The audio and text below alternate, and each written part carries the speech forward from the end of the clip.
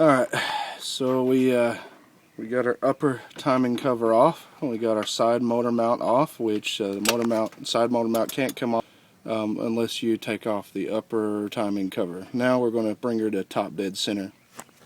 And difficult to see, but I might mark it here in a little bit so it'll be easier for us to see. But there is a section right here at the bottom that says up.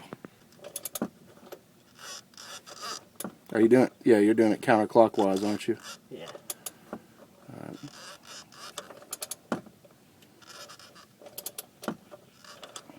Okay, hold on. Keep going.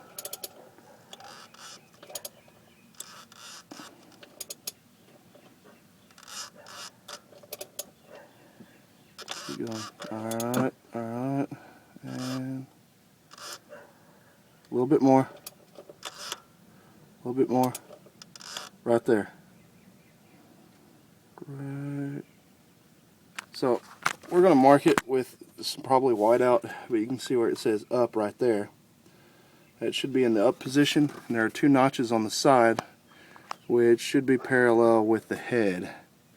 And I'm going to kind of zoom in here and show you the notch on the right hand side, which is right there. And that's a notch. It's a nasty notch. There's the notch on the left, right? God, it's a rank notch. But you can see both of those notches align with the head perfectly. And then you got the up in the up position. So we're top dead center. So we used a 19mm socket on the crankshaft to turn ourselves to top dead center. Be sure to turn it counterclockwise, very slowly, and you just watch the top part here. Of course, we don't have the bottom section off yet until we get our crank bolt off. That will happen tomorrow. But we've gotten top dead center, and I made some marks here. You can see where it says up, right there. And I made a mark right here on the valve cover. And I don't know if you can see it there, but there's, like I said before, there's the left notch, there's the right notch, and those should be perfectly even with the head, or with the valve cover. So we're top dead center. Now it's time to rock and roll.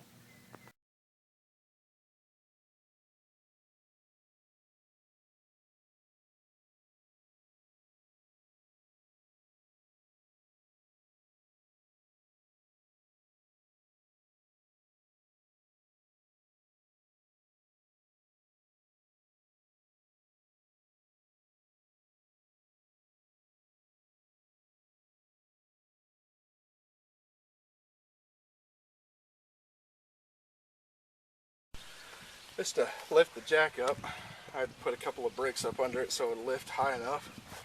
So our extensions are straight out of the wheel well when you get nice, even leverage. Moment of truth.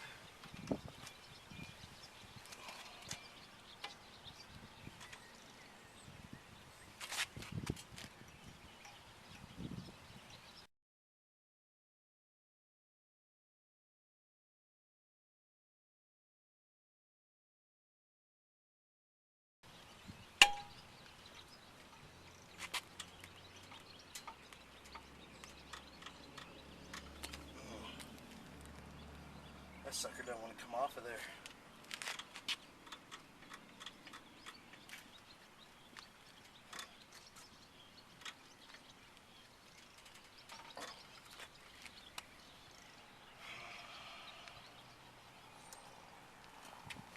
Sure is holding nicely.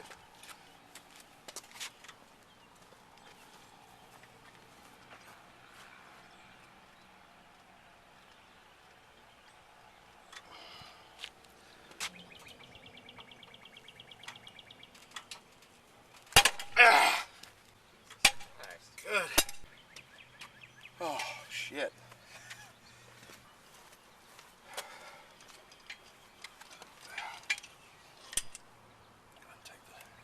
See that? There is your big bad 19mm crank bolt. This son of a bitch is a beast. I see the woodruff key. Yeah, let's not take that off just yet. Alright, now that we got the crank bolt off, it's time to take off our harmonic balancer. And you can see a little woodruff key right there. Oh, I got some sunlight. Right there at the top. Don't lose that when you're taking the balancer off. Right. Make sure the camera's parallel.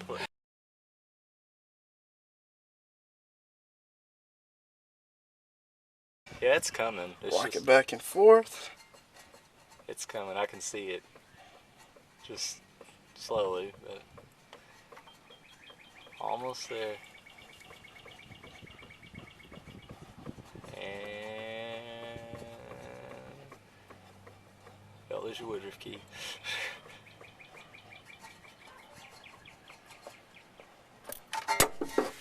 And the woodruff key. It's on the ground somewhere. We'll find it. And here is your harmonic balancer, which looks like it's still in pretty good shape.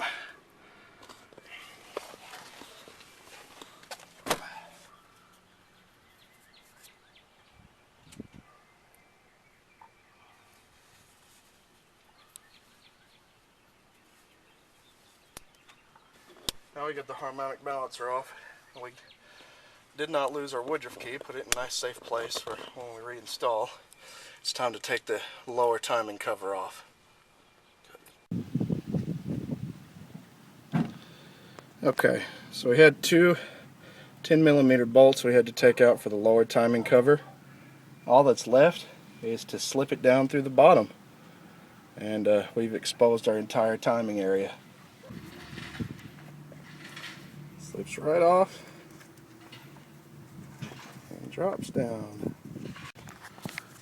Alright, we've inspected the cam seal, and it looks like it's in good shape. There's no leakage anywhere. So what we're going to do is we're going to definitely replace the crank seal. I'll show you that in a minute. It's got pretty bad leakage. So what we're going to do is we're going to loosen our tensioner here, push it back, tighten it. That'll loosen up the belt so we can peel it off. And once we do that, we're going to probably get at that crank seal and replace the tensioner and the water pump. And we'll show you some details on those. Okay, so we're getting ready to peel the belt off. First thing we're going to do is we're going to unbolt this little sensor right here, but we're not going to disconnect the cable or the electrical connection. We're going to leave it be. That will leave us just enough room to peel the belt off of this side of the cog here. And then we're going to push that tensioner, loosen the tensioner, push it back, and tighten it back up to keep it in place, so that way we can easily peel the belt off without turning anything and getting it out top dead center. So we have a couple of options here to take the timing belt off, to peel it off. I don't want to turn anything. I want to keep it all at top dead center here. So one option was to loosen the tensioner, get a pry bar and push it back, and then tighten it back so you can peel the belt right off of there. Another option was maybe cut the belt. You could do that, or you could do this. Take your screwdriver, ever so slowly, just kind of pry it back off the cam sprocket.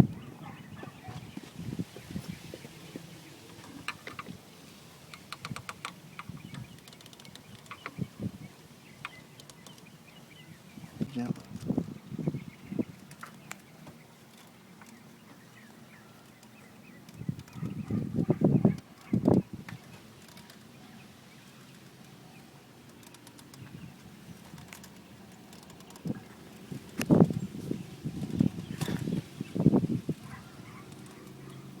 And off she goes.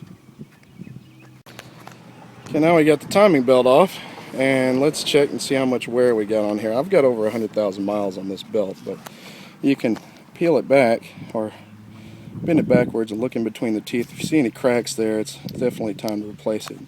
As you can see here, see a crack right there. Yeah. So this belt, needless to say, is a goner. Piece of shit. Alright, let me get in here. Alright, before we take our crank sprocket off and change the seal, we want to make sure everything is at top dead center, both the crank and the cam. So as you can see, you've got, I wonder if I can get, there it is. I made a mark on that arrow. Oops. Zoom out. Made a mark on the arrow. Get in there. Which aligns with that notch. So I made a couple other marks so it would be a little more obvious to us. A couple other marks to go by, but that is top dead center for our crank. And camshaft, you can see it says up right there, and I marked it in red. And I marked a little mark right there. And you got two notches on the right and the left, which are going to be even with your head. That's top dead center. Alright, so we got the sprocket off, which it just slides right off the shaft, and then there's a little belt alignment plate right behind it that comes right off, and that exposes your crank seal. The crank seal, I got a special kit. It's kind of like a dental pick set to carefully take out the seal so you don't score the inside of the engine. Now, you don't want to work with it on the inside of the seal. You actually want to slowly take it out from the outside of the seal. So we're going to go ahead and get started with that. Like, this process has to be, you have to be gentle with it. You're supposed to slowly work it out, like go around the perimeter of the seal. You know, pull one spot, and it'll eventually start coming out.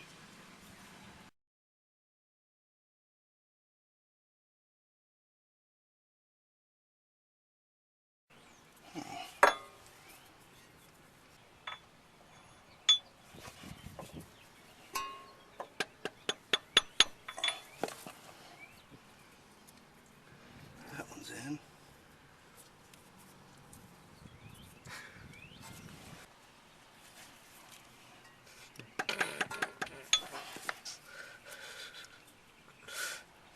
Alright, we got it in there. Run your finger around it and see if it's even. That's what she said. The lip of this seal is sticking out just barely where you can feel the edge of it. And when you run your finger around it, should be nice and even. So now we need to put the crank pulley back on in that little thing. Okay, we've taken out the tensioner. It had one 14mm bolt right in the middle, and that came off. Hold on. Alright, we got the 4 10mm bolts off. Time to take off the water pump. Thanks. Whoa! Yep, he was right about the flood.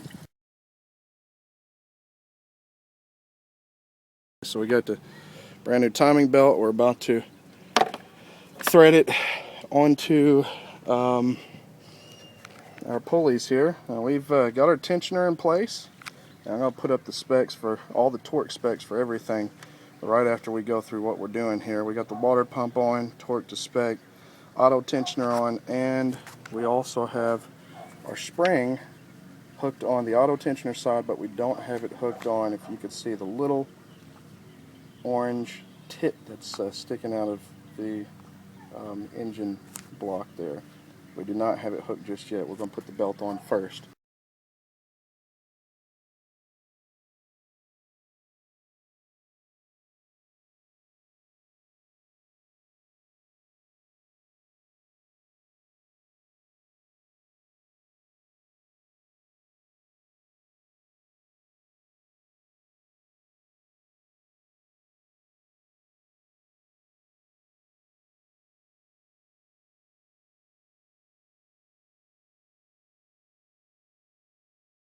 Now this diagram here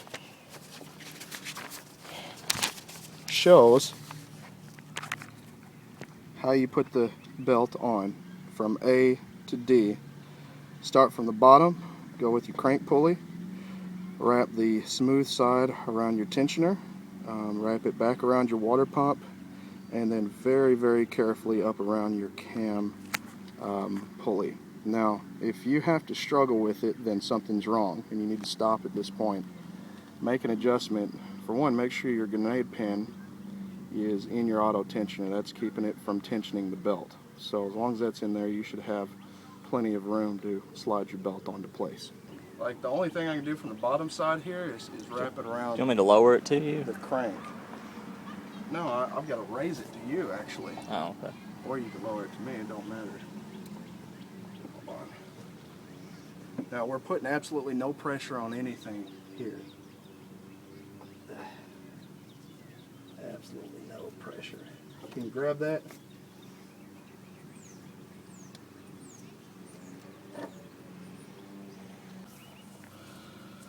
Okay, so this goes like this. Make sure this is...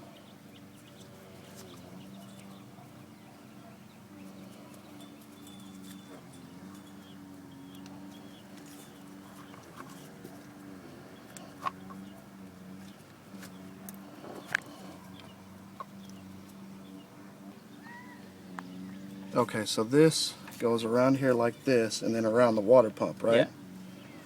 Yeah. Okay. Then finally around the can.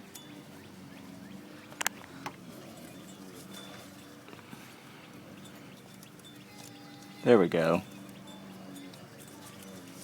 Try to give me some slack if you can.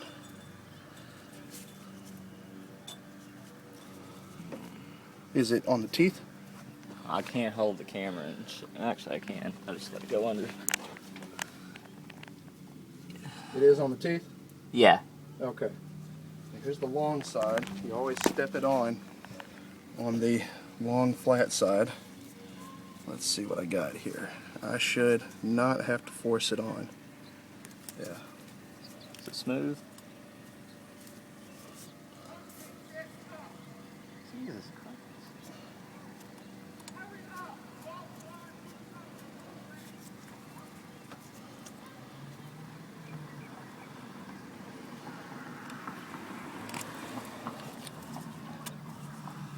Okay. Sweet. Okay. Still, alright, now, crucial at this point, once you get the belt slipped on, make sure everything is in place. Okay, we got it around the crank, we got it around the cam, around our auto tensioner, and our water pump. Now we need to check top dead center on our crank and our cam.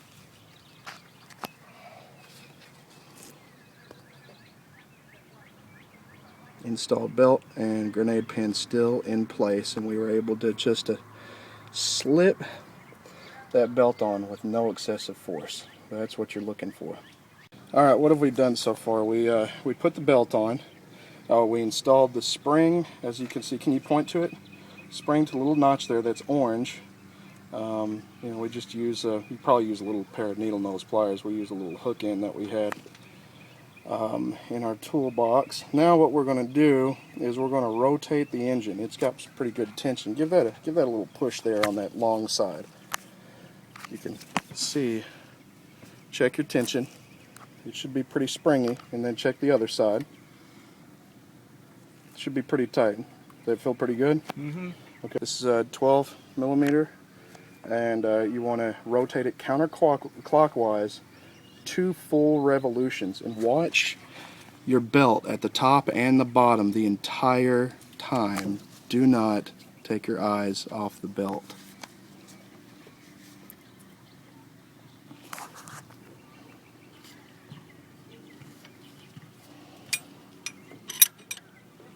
And the purpose of this is to center everything on the pulleys. Yeah, yeah. And to make sure that all your teeth are in place. They should be anyway, but to center everything on the pulleys. That way you don't have to guess when you crank your engine on for the first time whether or not it's going to fail.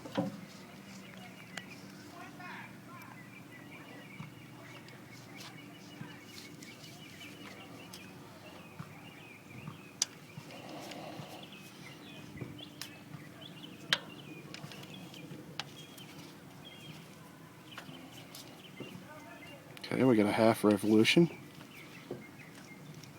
See, your tensioner is doing its job down there. Our crank is doing its job. Now, When it makes that full first revolution, let's check top dead center, and then we'll do this all over again. Alright, it's almost there. Keep going with it. Keep going with it, and right. One more. One more. Keep going. Right there. Alright, we're at top dead center on the cam. Make sure we're top dead center on the crank.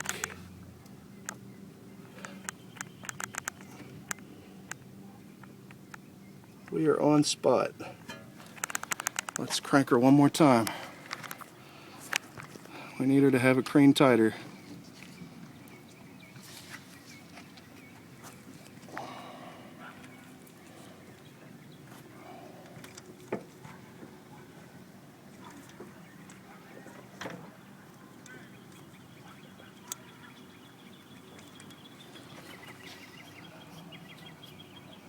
Was that the engine jumping, or did it jump a tooth?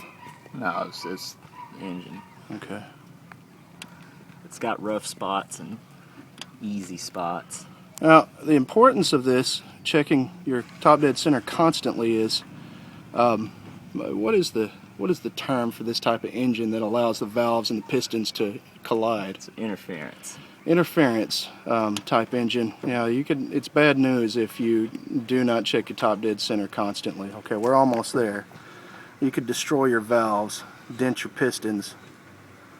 You'd be SOL big time. Okay, slowly. Slowly.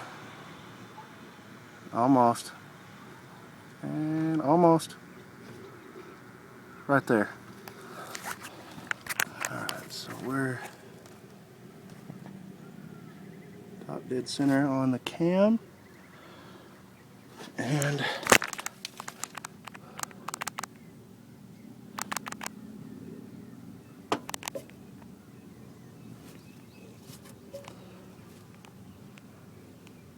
top dead center on the crank. Okay.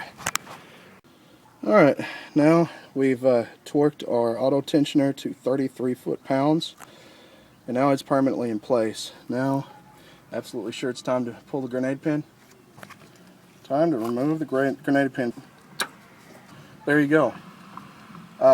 And once again, if you want, go ahead and check your TDC and check your tension. Yeah, that feels good. And that feels good. So next step is to put the nice little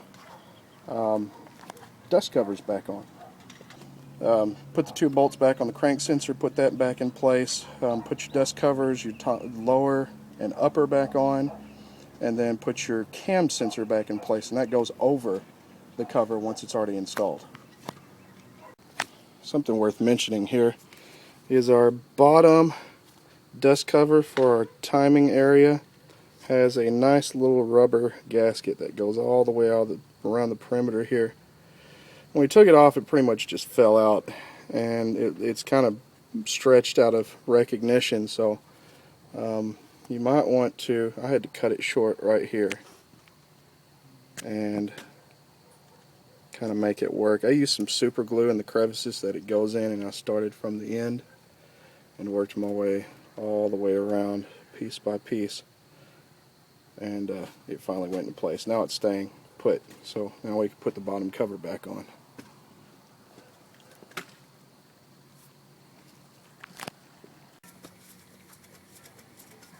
Now we're reinstalling this pain in the ass motor mount side bracket. So we got our 514 millimeter long ass bolts that go into place, and we're going to go ahead and torque those to spec. Which I'm looking at. It's going to be 33 foot-pounds, so we're going to go ahead and get that tightened. And incidentally, while I'm in this area, the main motor mount right here, which is missing, I'll provide a little DIY on installing that baby. That's going to be 40 foot-pounds.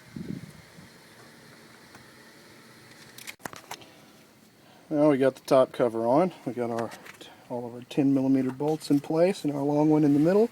Don't forget your cam sensor plugs right into here, and the boot covers it up to keep the dust out.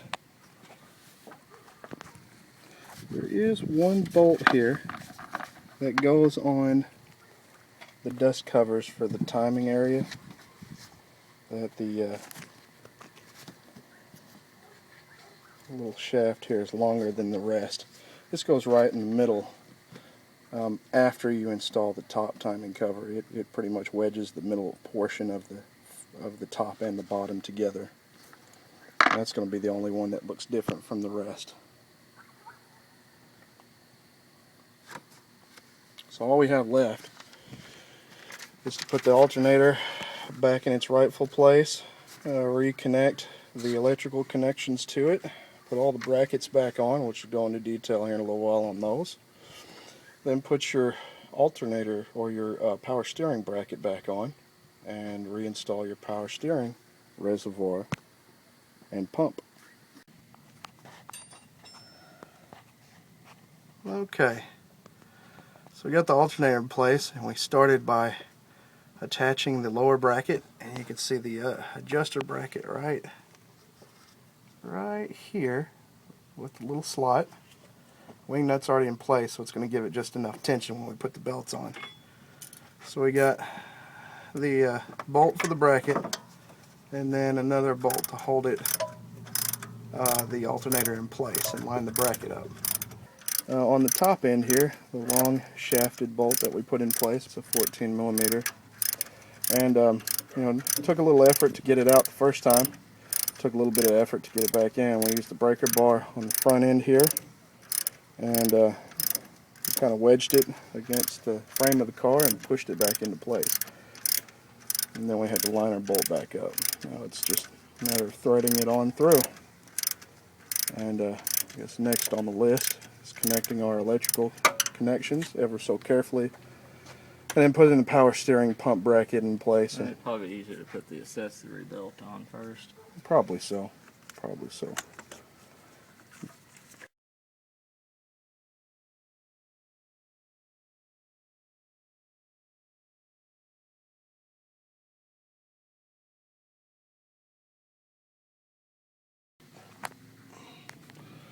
Alright, now we're putting our accessory belt on. It's going to be for the alternator and the compressor.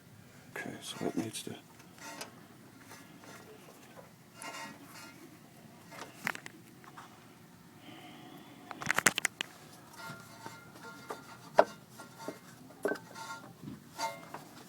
Okay, I got that.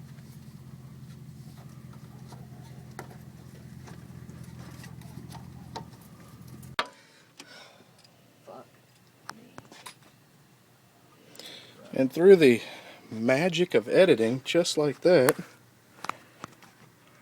our AC belt is on, alternator AC belt. So it's got really good tension. So what we basically had to do is get down there, and you can see the wing nut just sticking out past the bottom of the alternator there. That wing nut had to be loosened quite a bit. Then we had to use a little persuasive bar over here with a mallet to bang the alternator down a bit. Once we did that, we were able to pry this belt on by hand. Bang her down like a Assembly Godwife or Pentecostal. After that, it's just a matter of screwing the wing nut in a few revolutions, and then feel your tension here, nice and tight, and we're done with that portion. So don't forget to tighten your bolt on the side here, and on to bigger and better things. Power steering.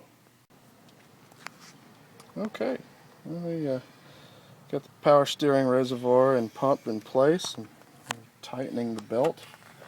Pulled it up through from the bottom. Had enough slack to wrap it around our pulley here. Now we're just hand tightening until the belt has good tension on it. Oh. Here's don't forget your bracket here that attaches your AC line to your power steering bracket. Maybe I did have it tightened. Got the two bolts right here.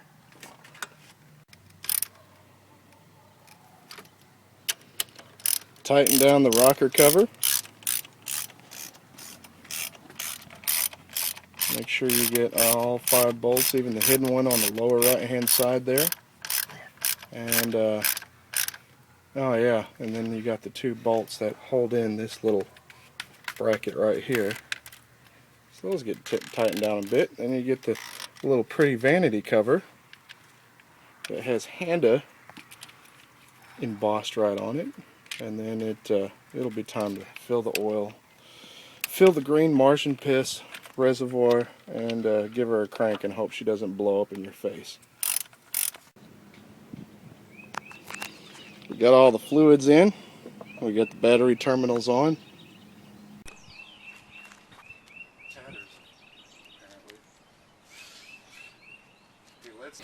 And the key here, start her up.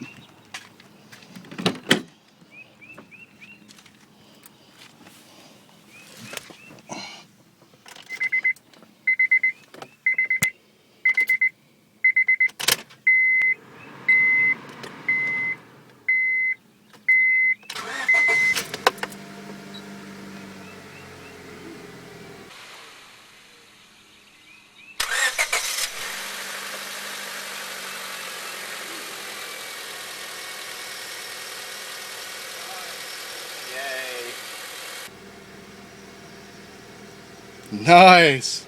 Yay.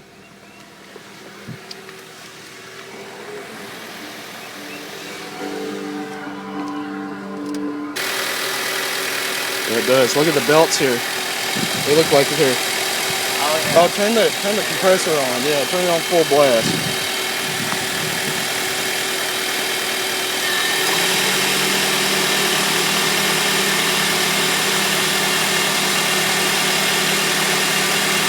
Belts look okay.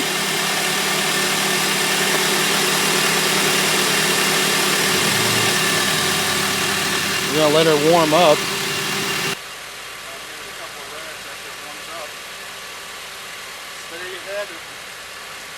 I'll give it a couple of revs after it warms up.